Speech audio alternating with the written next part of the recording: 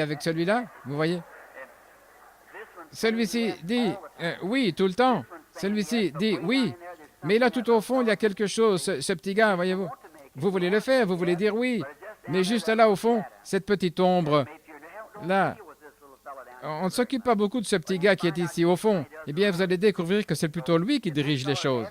Alors, si ce gars, après tout, c'est lui qui conduit le bateau, c'est lui qui est aux commandes. Celui-ci pourrait faire beaucoup de déclarations, mais c'est ce gars qui travaille ici en bas, voyez-vous. Ainsi, il dit oui, oui, je crois cela, oh oui, je le crois certainement. Et si c'est vrai, si celui-ci s'accorde avec cela, alors nous obtenons la chose. Et alors, cela devra marcher. Mais tant que ce n'est pas le cas, eh bien, ça ne marchera pas, c'est tout. Parce que vous avez des ordres qui vont dans ce sens et ceux-ci ils vont dans l'autre sens, et ils poussent tout simplement votre bateau d'un côté et vous ne quittez pas le port, vous êtes toujours par ici. C'est pourquoi nous devons amener ces gars à être en accord et à dire « Dieu a raison », et celui-là dit « Dieu a raison », et l'autre « Dieu a raison », alors nous avançons. Nous recevons des ordres et tout, il n'y a aucun obstacle devant vous, il n'y a rien pour vous faire douter.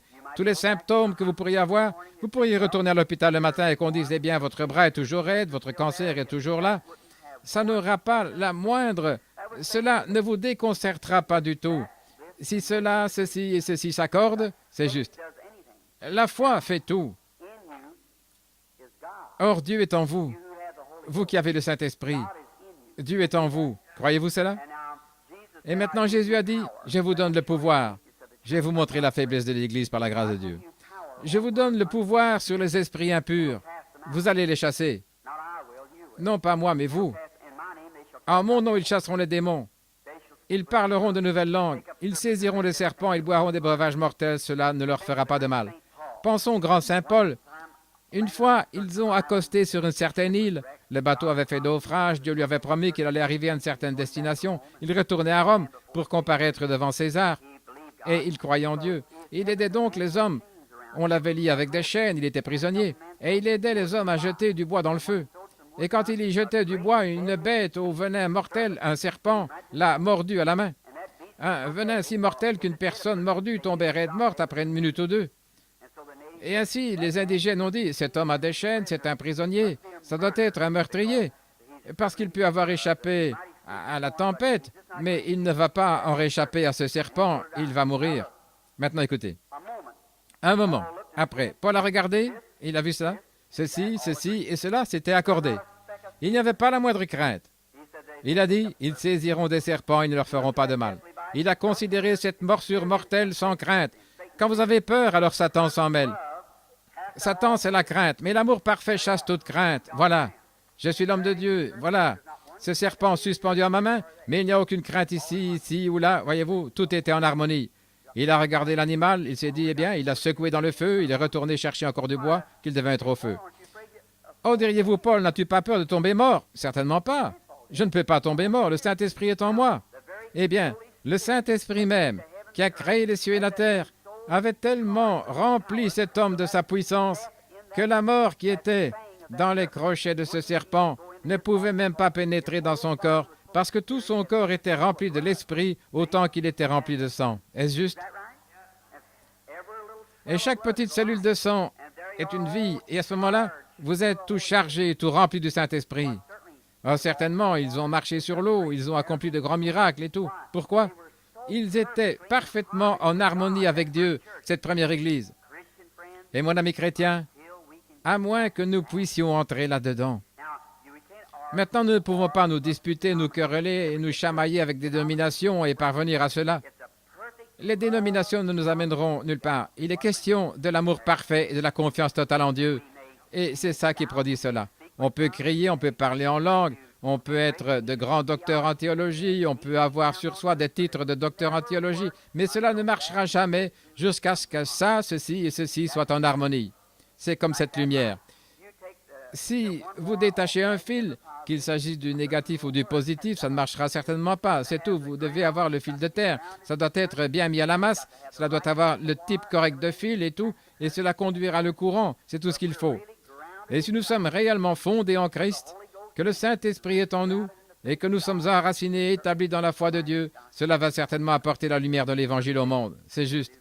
Cela va guérir les malades, ça va accomplir de grandes œuvres. Que Dieu vous bénisse, chrétiens, et puissiez-vous recevoir ces bénédictions.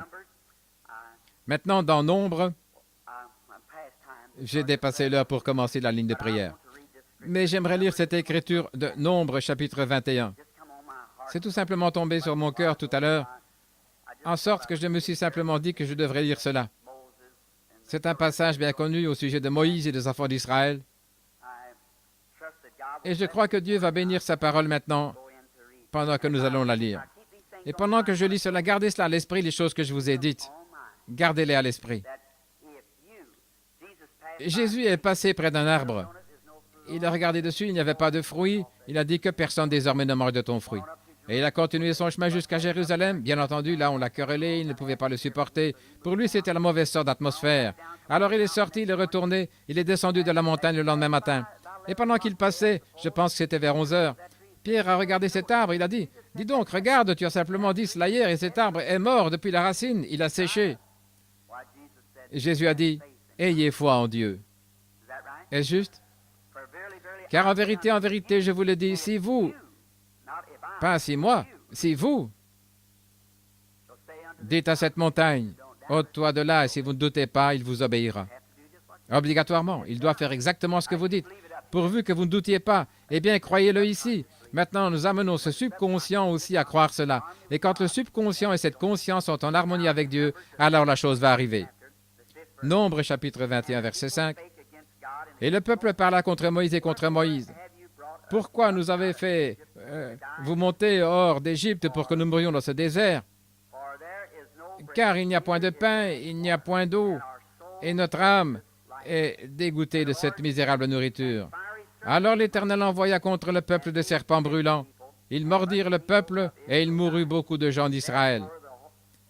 Le peuple vint à Moïse et dit, « Nous avons péché, car nous avons parlé contre toi et contre l'Éternel. »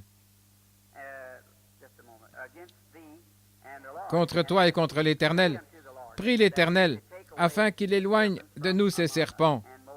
Moïse pria pour le peuple. L'Éternel dit à Moïse, « Fais-toi un serpent d'airain et place-le sur une perche. Quiconque aura été mordu et le regardera, conservera la vie. » Moïse fit un serpent d'airain et le plaça sur une perche, et quiconque avait été mordu par un serpent et regardait le serpent d'airain, il conservait la vie. Les enfants d'Israël partirent et ils campèrent à Oboth. Ma Bible est tellement soulignée au crayon et tout, là, que j'ai sauté mon passage pendant que je le cherchais. Je suis désolé.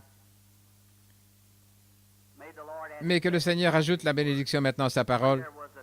Quand il y a des ennuis, Dieu est toujours le Dieu qui satisfait aux besoins quand il y a un besoin chez son peuple. Vous savez cela. Et Dieu avait promis de pourvoir à leurs besoins. Eh bien, quand les gens... Et pourtant, ils avaient mal agi. Ils avaient péché, ils avaient fait des choses qui étaient mal. Cependant, quand ils eurent besoin de guérison, Dieu a fait une expiation pour la guérison. Quand il n'y avait même pas encore d'expiation, Dieu y a pourvu. Devant chaque difficulté, Dieu fait une échappatoire. Il le fera, si seulement vous avez la foi et que vous croyez en lui. Bien entendu, ils étaient loin là-bas. Peut-être que Moïse était un médecin. Il avait été enseigné dans toute la sagesse des Égyptiens et peut-être qu'il connaissait beaucoup de remèdes contre les morsures des serpents. Mais cette fois-ci, les remèdes qu'il avait, la sagesse des Égyptiens n'ont pas agi. La raison en était, le peuple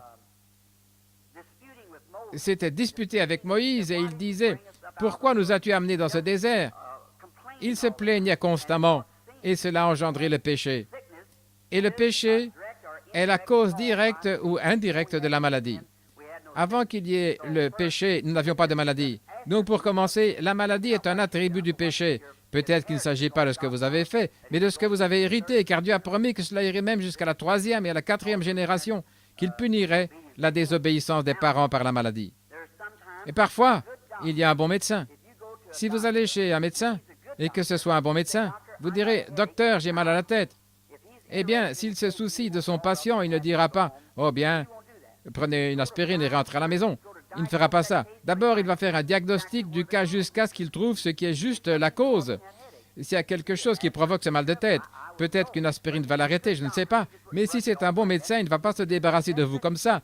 Il le fera du mieux qu'il peut. Et s'il disait, eh bien, peut-être que vous avez l'appendicite, nous allons simplement vous opérer.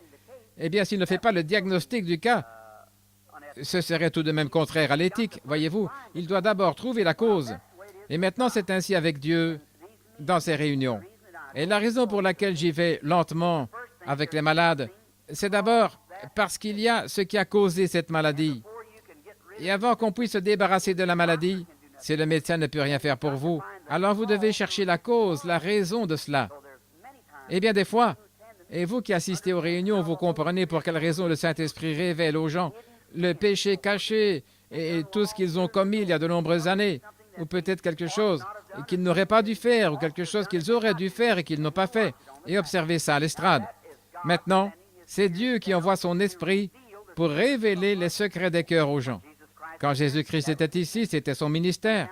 Quand il a trouvé la femme qui avait vraiment soif de l'eau de la vie, croyez-vous cela? Saint Jean chapitre 4, et Jésus a engagé une conversation avec elle. C'était une Samaritaine, pas une Juive. Il a dit, apporte-moi à boire. Et aussitôt, il a voulu tenir une conversation avec elle. Elle a dit, ce n'est pas la coutume que vous demandiez pareille chose. Tu es un Juif et moi une Samaritaine. Elle a dit, si tu savais à qui tu parles, c'est toi qui me demanderais à boire. Et sans tarder, elle a voulu cette eau. Il a dit, va chercher ton mari. Voyez-vous ce qu'il a fait? D'abord, il est allé droit à la raison pour laquelle elle ne pouvait pas boire de cette eau. Avant qu'elle puisse avoir cette eau, il y avait une raison. Elle a dit, je n'en ai point. C'est exact, il y en a eu 5. Et celui avec lequel tu vis maintenant n'est pas ton mari. En d'autres termes, elle était une concubine. Elle a dit, je vois que tu es un prophète. Et alors elle a dit, le Messie doit venir. Et nous savons que lorsqu'il viendra, il nous annoncera toutes choses. Et il a dit, je le suis. Je le suis, moi à qui tu parles. Je suis le Messie. En d'autres termes. Elle est allée dans la ville, et non seulement son propre péché lui fut pardonné, mais à cause d'elle, un grand nombre de gens crurent au Seigneur Jésus, et celui-ci leur a parlé. Et quand Philippe est allé leur prêcher après que le Saint-Esprit était venu, Jésus n'a pas accompli un seul miracle selon les Écritures, à ce que nous sachions, pendant qu'il était en Samarie. Il est simplement allé là et leur a parlé du royaume de Dieu. Et ils ont dit à la femme, « Maintenant, nous croyons nous-mêmes, parce que nous l'avons entendu parler. Il est différent des autres. Et nous sommes convaincus que c'est bien lui le Messie. » Et ainsi donc, après, Philippe est allé là et leur a prêché. Jésus avait déjà porté le message. Et puis probablement qu'il y avait déjà eu un moment chez eux où ils avaient dit, nous savons que le Messie est sur la terre et tout ira bien maintenant. Et puis Philippe est allé leur prêcher. Et c'est à ce moment-là que les guérisons se sont produites, que de grands miracles et de grands prodiges se sont produits. Et ensuite, Jacques ou Jean